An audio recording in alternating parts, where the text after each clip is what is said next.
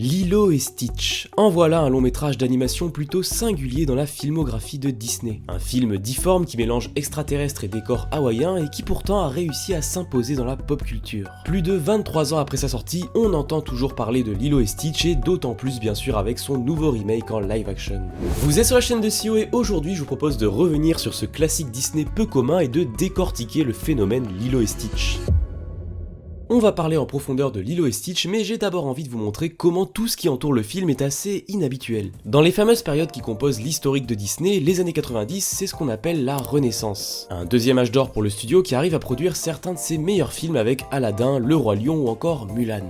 À partir des années 2010, Disney rejoint la concurrence sur l'animation 3D dans une période appelée le renouveau. Avec des films comme Réponse, La Reine des Neiges ou Zootopie, on est clairement sur un nouvel âge d'or pour le studio. Et notre petit Stitch, il fait son apparition entre ces deux périodes au début des années 2000. Baptisée la période de transition, c'est une phase compliquée pour Disney qui essaye des choses en 2D comme en 3D mais qui n'arrive pas à suivre le train de Pixar et DreamWorks. De cette période, les seuls films à vraiment garder une empreinte dans la mémoire collective sont Cusco et La Ferme se rebelle.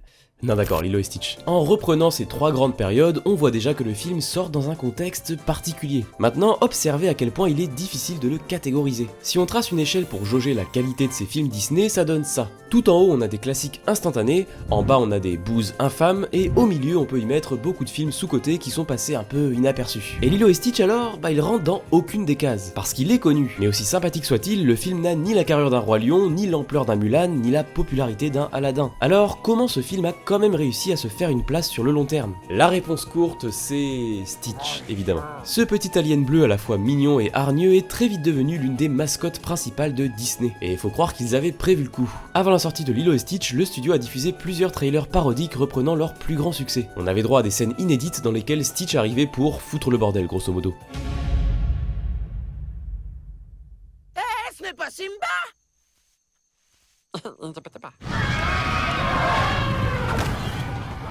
On peut y voir une sorte de prédiction du phénomène à venir avec un Stitch qui va littéralement envahir le marché des produits dérivés. Si on prend les revenus générés uniquement par les produits dérivés de Lilo et Stitch, on est sur 7 millions. Excusez-moi, on est sur 7 milliards de dollars. C'est tout simplement la 5e licence Disney la plus lucrative en termes de produits dérivés. Autant dire que c'est un succès. Un succès bien plus marqué que le film en lui-même qui sur un budget de 80 millions de dollars récoltera un timide 273 millions. Une somme d'ailleurs déjà dépassée par le remake en live action. Voyant que les produits dérivés rapportent gros, Disney ne va pas se priver de prolonger la licence avec tout plein de contenus additifs. C'est ce qu'on peut appeler des additifs à éviter. Le film connaît une suite en direct ou vidéo en 2005, une série télé diffusée entre 2003 et 2006 avec 2 films supplémentaires qui servent de prologue et d'épilogue à cette première série. Oui, parce qu'il y a eu une deuxième série diffusée entre 2008 et 2011 qui est en fait un animé qui sera complété là aussi par un téléfilm en 2012. Inutile de préciser que Lilo et Stitch seront déclinés dans à peu près tous les formats imaginables. Bon, sauf en manga, faut pas déconner. Stitch et le samouraï. Jusqu'à arriver donc à aujourd'hui en 2025 où le petit monstre bleu fait toujours partie des chouchous de Disney qui décident de remake le film en live action. Et comme on change pas une équipe qui gagne, ils ont ressorti un peu la même stratégie marketing avec cette fois des affiches parodiques. Sans même aller voir le film, je n'ai aucun doute que ça va relancer une fois de plus la vente de produits dérivés. L'invasion de la créature est loin d'être terminée. Alors pourquoi il est autant apprécié? Qu'est-ce qu'il a de si particulier ce petit Stitch? Eh bien pour répondre à cette question, je vous propose qu'on se penche enfin sur ce fameux film.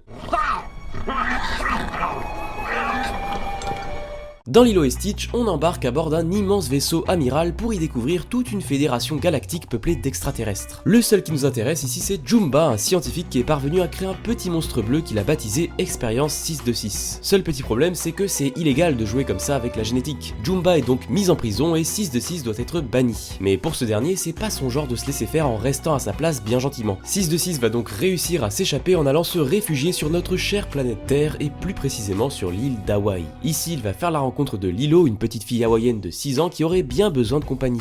En se faisant passer pour un petit chien, comment ça, vous avez jamais vu de chien bleu? 626 parvient à se faire adopter par Lilo qui le renomme alors Stitch. Ensemble, ils vont s'amuser comme des petits fous, mais toute bonne chose a une fin et la Fédération Galactique compte bien remettre la main sur la créature qui leur a échappé. Je vais le répéter encore une fois, mais Lilo et Stitch, c'est un film bien à part dans la filmographie de Disney. Le studio l'assume dès l'introduction avec un logo Disney customisé pour l'occasion et ça va jusqu'à l'affiche même du film qui fait littéralement apparaître plusieurs autres personnages personnages des films Disney. Si on compare à la formule classique, ici aucune princesse, aucune chanson chantée, et une thématique espace et science-fiction encore jamais vue dans les classiques Disney. On est donc sur un produit rafraîchissant et ça fait du bien. Cette originalité, elle s'explique assez facilement. Dans cette période d'expérimentation, Disney a laissé beaucoup de liberté aux réalisateurs. Et quand ceux-ci ont un peu de talent, bah ça peut être une bonne idée de leur faire confiance. Pour rappel, Chris Sanders, c'est notamment ça,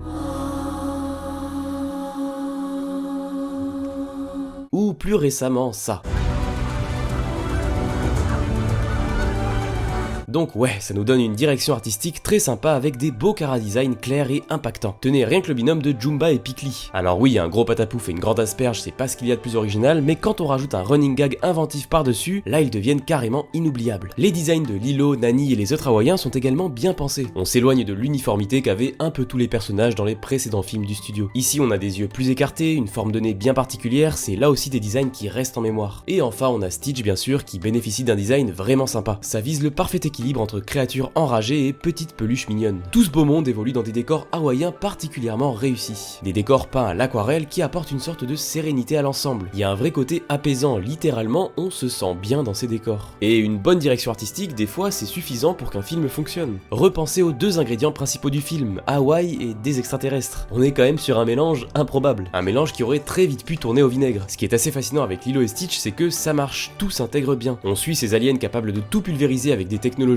inconnues et finalement ça n'est pas du tout dérangeant de les voir habillés en touristes qui profitent de leurs meilleures vacances. Ironiquement, ce qui s'intègre un peu moins bien, c'est les différents modèles 3D, c'est pas toujours du plus bel effet. Après, ils sont utilisés principalement pour les vaisseaux, donc ça peut se défendre en se disant que c'est des technologies extraterrestres. Ça fait sens qu'elles aient un aspect un peu étrange dans le décor qui les entoure. En bref, dans la forme, Lilo et Stitch c'est un film plutôt réussi. Maintenant, qu'en est-il du fond ? C'est ici qu'elle purgera sa peine, parmi vous.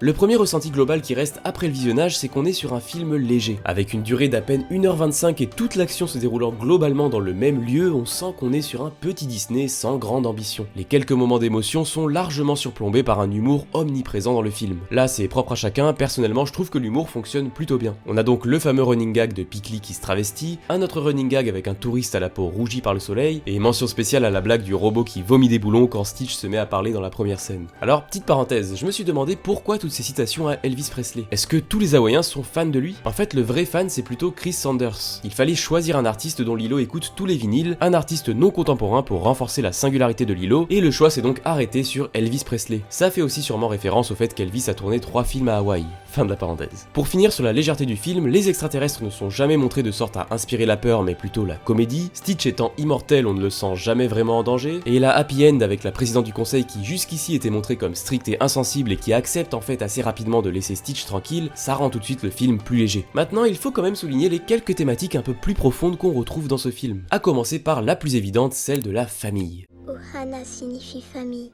Famille signifie que personne ne doit être abandonné. Lilo ayant perdu ses 2 parents, il ne lui reste comme seule famille que sa grande sœur Nani. De ce point de départ, on aurait pu imaginer que les 2 sœurs allaient être d'autant plus soudées. Eh bien non, la réalité n'est jamais aussi simple. Le film fait le parti pris assez osé de montrer que même dans un contexte si particulier, les liens entre les membres restants d'une famille peuvent être fragiles, et justement peut-être encore plus dans ce contexte-là. Ça nous amène à la deuxième thématique principale, une double thématique même, la différence qui amène à la solitude. Dans le cas de Lilo, c'est vraiment bien illustré. On voit que sa grande sœur n'est pas encore prête à tenir le rôle de mère. De par ce cadre familial fragilisé et sa conscience de la mort à un si jeune âge, Lilo ne grandit clairement pas de la même façon que les autres petites filles. Elle est donc vue comme bizarre par ses camarades qui la rejettent et alimentent ainsi un cercle vicieux. Elle n'a pas les mêmes jouets que les autres, elle n'écoute pas la même musique et elle a des passe-temps particuliers. Mes copines méritent d'être punies. Le film arrive de cette façon à bien sensibiliser sur l'acceptation d'autrui. Avec des images fortes comme la photo de famille que Lilo garde sous son oreiller, je pense que même les plus jeunes spectateurs peuvent comprendre ce personnage. Et c'est d'ailleurs rare de voir la question du deuil montrée à travers un personnage aussi jeune. La famille, la différence, la solitude, est-ce qu'on retrouverait pas toutes ces thématiques chez un autre personnage ? Lui pour le coup il n'a aucune famille, il n'est que l'expérience d'un créateur, un peu à la manière du monstre de Frankenstein. En vrai, le parallèle est intéressant à observer. Tous deux sont des monstres créés en laboratoire qui se comportent comportent comme des monstres, mais uniquement par incompréhension du monde qui les entoure. Tout le monde est effrayé en les voyant et souhaite les voir morts ou enfermés. Et c'est sûrement là que le personnage de Stitch prend toute sa profondeur. C'est pas un vrai gentil puisqu'il a été conçu pour semer le chaos autour de lui, mais c'est pas un vrai méchant non plus puisque dès qu'il prend conscience de certaines valeurs, on voit qu'il a un petit cœur au fond de lui. Le voir se faire rejeter avec sa bouille toute mignonne, il n'en faut pas plus pour que les spectateurs soient touchés en plein cœur. Quand on sait que la solitude c'est un sentiment qu'à peu près tous les êtres humains ont déjà éprouvé, on comprend que ce personnage ait pu résonner chez beaucoup de personnes. Lilo et Stitch évoluent donc dans le même contexte, chacun est exclu dans son milieu. Après avoir introduit les deux personnages de cette façon, le lien qui va les unir est forcément très touchant. C'est un beau message d'espoir nous soufflant qu'il n'est jamais trop tard pour se retrouver une famille. En conclusion, Lilo et Stitch c'est un film faussement léger. Un projet pour lequel Disney a laissé son feu vert sans grande conviction, mais entre les bonnes mains ça donne un film drôle, beau, touchant, bref un film très réussi. Maintenant, le succès démesuré du personnage de Stitch n'a presque rien à voir avec le film. Faut bien comprendre que le film Lilo et Stitch et le marketing autour du film c'est carrément deux entités à part. Et difficile de lutter face à un petit alien bleu immortel trop mignon. Il n'y a qu'à observer l'absence de Lilo dans la plupart des produits dérivés. Lilo qui, on l'a vu, est sûrement le personnage le plus important du film. Maintenant, on peut penser à d'autres très bons Disney sortis dans cette même période et qui sont restés dans l'ombre car ils n'ont pas bénéficié du même succès marketing. Donc bon, pour une fois que le capitalisme peut mettre un peu de lumière sur un projet fait avec amour, on ne va pas s'en plaindre non plus. Bref, Lilo et Stitch c'est vraiment un film au parcours atypique. Un film qui traite de la différence avec une créature venue de l'espace, ça ne s'invente pas. Lilo et Stitch c'est littéralement un ovni, c'est l'intrus dans les films Disney.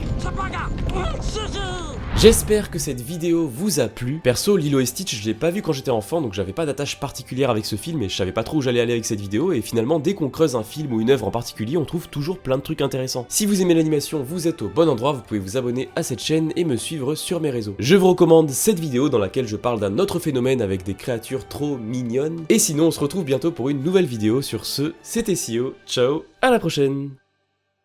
Well, I've been so long on the street, we'll never look back.